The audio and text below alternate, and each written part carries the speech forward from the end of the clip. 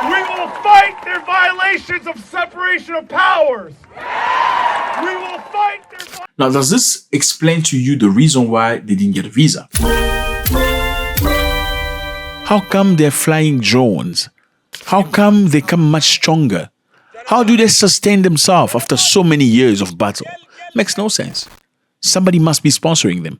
And the journalist asked him a question, who is this person? And he doesn't want to say. He said, I'm going to leave it at that. Nigeria is angered after military leader is denied visa to Canada. I mean, this is crazy, right? We're talking about the Chief of the Army, Chief of Defense Staff, General Christopher Musa. Denied visa to the United States of America. It's crazy. It raises a lot of questions to me. Where's the respect? We're talking here not just any officer. You're talking about the Chief of Defense of an independent country. What was he trying to go do to Canada? They were invited, him and the delegation, with other officers, but half of them will refuse the visa. We're going to check that right now. What's up, everybody? I hope you're doing good. It's a beautiful day. Thank you very much for stopping by. You are very much appreciated. Okay, is this your first time? Welcome. My name is Zack. I don't know who you are, but if you watch this video till the end, we are surely going to love each other. Here we talk about most of the things in Africa. You want to know about the motherlands? You're at the right place. You want to know about Uganda, Kenya, Tanzania? You're at the right place. You want to know about Nigeria? We're going to talk about just now. You want to know about South Africa, Kenya, Sudan? You are at the right place. Okay? Thank you very much. I see you from all over the place. Dumelang, Sanbonani, Jebaleko Basebona Banyabo. Okay, I'm not going to greet everybody because I'm not getting paid for that. Okay, so let's go. Okay. So this man named General Musa, okay, is a chief of defense of the Nigerian army, was refused a visa. At least some of his members of his crew were refused a visa by the Canadian. The Nigerian government has condemned Canada for denying visas to his senior military officers. We're going to find out why have they been denied a visa. Okay, I mean, this doesn't make any sense. We do know that we sometimes bash Nigeria, saying that Nigeria do bad things and they refuse them visas, but they refuse civilians visas, okay? Why would they refuse visas to the chief of defense of a country who's coming to your country for something that makes sense? The Interior Minister of Nigeria, Olubunmi Tunji Ojo, condemned the action by Canada official, terming it disrespectful to the West African country. It is disrespectful. Do you think it's disrespectful? I think it's disrespectful that you refuse a visa to the chief of army of an independent country that's coming invited into your country. So apparently, Canada has changed rules. What are the rules? The brand new rules give an immigration officer so much power that he can decide to decline or to annulate somebody's visa, even if you receive a visa.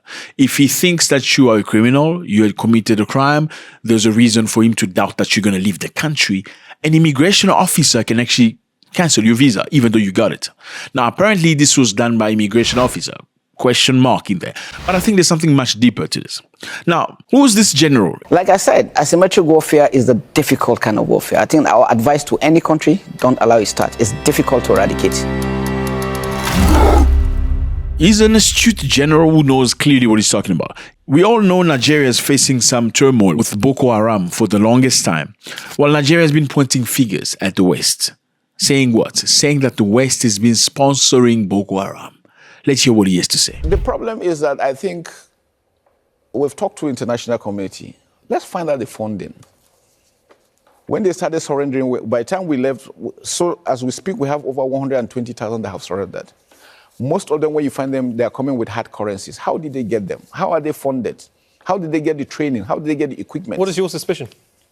Well, maybe an international conspiracy. You don't know. Who knows? How are they be able to sustain themselves for 15 years? That is one question I think everybody should ask himself. For Nigeria to be able to hold them, and you go to Nigeria, everything seems to be working well. You must have an idea. I mean, let's not talk about international conspiracy theories. Let's give some hard facts. Well, I just leave it at that. I'm sure they know, and I'm sure everybody knows that these are the challenges we're facing, that needs to be addressed. So the UN need to come in to ensure that, because we need to trace the funding. How are they sustaining themselves for 15 years? What does the UN coming in mean? What does that look like? Track the funding. It's international flow. General Musa said without saying it, we know that Boko Haram has got big drones. They got new material. These are supposed to be terrorists. How come they got much better equipment? How come they're flying drones? How come they come much stronger? How do they sustain themselves after so many years of battle? Makes no sense. Somebody must be sponsoring them. And the journalist asked him a question, who is this person? And he doesn't want to say. He said, I'm going to leave it at that because you cannot, pronounce yourself at that level. Let's hear what this other general has to say. The CDS has indeed spoken quite a lot about the issue of foreign funding. There's no doubt about it that this sort of operation cannot be sustainable for the past 15 years without some sort of external collaboration and assistance. It's obvious that the operations of Boko Haram, Islamic State in the West African province has metamorphosized since their allegiance with the ISIS, and they have had access to international funding which is beyond the shores of Nigeria. It's obvious in the caliber of weapons you see them display. It's obvious in the sort of sustainability plans that they have. And right now, they are moving into drones, and not only surveillance drones, but also drones that can deliver leather weaponry. So it's obvious, and just as the CDS has said, there's no doubt and no ambiguity about that fact. Now you can clearly see that he said that Boko Haram, that's a terrorist group, now have drones. These are not just surveillance drones. These are drones that can deliver packages. Meaning these are offensive drones. They can come and destroy. Now, how do you get these drones? You have to purchase them from an entity, and entities don't sell things just to anybody. You need to be registered as a country in most cases. You need to be known who you are. Why are you buying drones that can deliver rockets? Now, who's selling that to them? Question mark. Now, we think we have an answer to this. We need to listen to this American senator that said everything. You listen to him. If you think that the program under Operation Enduring Sentinel entitled Women's Scholarship Endowment, which receives $60 million annually, or the Young Women Lead, which gets about $5 million annually, is going to women who, by the way, if you read the Inspector General's report, is telling you that the Taliban does not allow women to speak in public. Yet somehow you're believing, and American people are supposed to believe, that this money is going for the betterment of the women in Afghanistan. It is not. You are funding terrorism, and it's coming through USAID. And it's not just Afghanistan, because Pakistan's right next door. USAID spent $840 million in the last 20 years on Pakistan's education-related program. It includes $136 million to build 120 schools, of which there is zero evidence that any of them were built. For context, Donald Trump lately stopped what you call USAID, okay, USNA, whatever you want to call it. We're going to turn to the United States because a judge in Washington has blocked some of President Trump's plans to dismantle America's international aid organization. When you look at USAID, that's a fraud. The whole thing is a fraud. Very little being put to good use. Every single line that I look at in terms of events and transactions is either corrupt or ridiculous. This is the help that America provides to many countries in the world. I don't know why they do that, but they do that, okay? The help comes as a form of money, sometimes as medicals. Now, many countries profit from this help from America. Now, the senator is pointing fingers, saying that the USA has been sending money to Afghanistan. Listen to this. You don't have to be a rocket scientist. You could just read the Taliban is classified, and if you don't know, the Taliban's in charge of Afghanistan. They're classified as a specially designated global terrorist organization by OFAC. So post-2021, so this is last year, 2024, We spent $697 million of the taxpayers' dollars in Afghanistan, including $534,719,000 in change from USAID in Afghanistan. Afghanistan is ruled by folks named Sarajuddin Haqqani.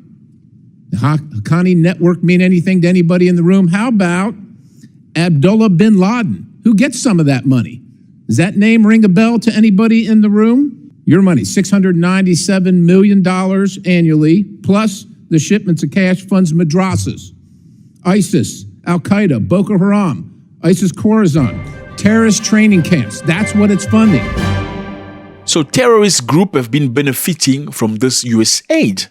Obviously, it doesn't go as we're sponsoring terrorists. It goes as we need money here to send girls to school. Okay? You see how NGOs operate. NGOs will say, okay, we need money to send people to school.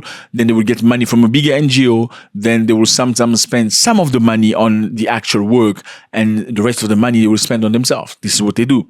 Now, this person saying that all these projects that have been getting money from the United States of America, about $600 million, it's not actually helping these girls. It's actually feeding terrorist group, including Boko Haram. Christian, bring back our army. What it's clearly saying here is this, that the money that America sends to the world in order to help people, it's not actually helping people in what it's supposed to be helping people with. They send requests about young children, about young girls, about orphans. The money is not going to orphans and young children. The money is going to these organized groups of criminals that are doing bad things. And that is how Boko Haram is getting money. Now, the question mark is this one. Did the US know about this? Okay, in America, we have the Republicans that are fighting US aid. One of my heroes, Jamie Raskin.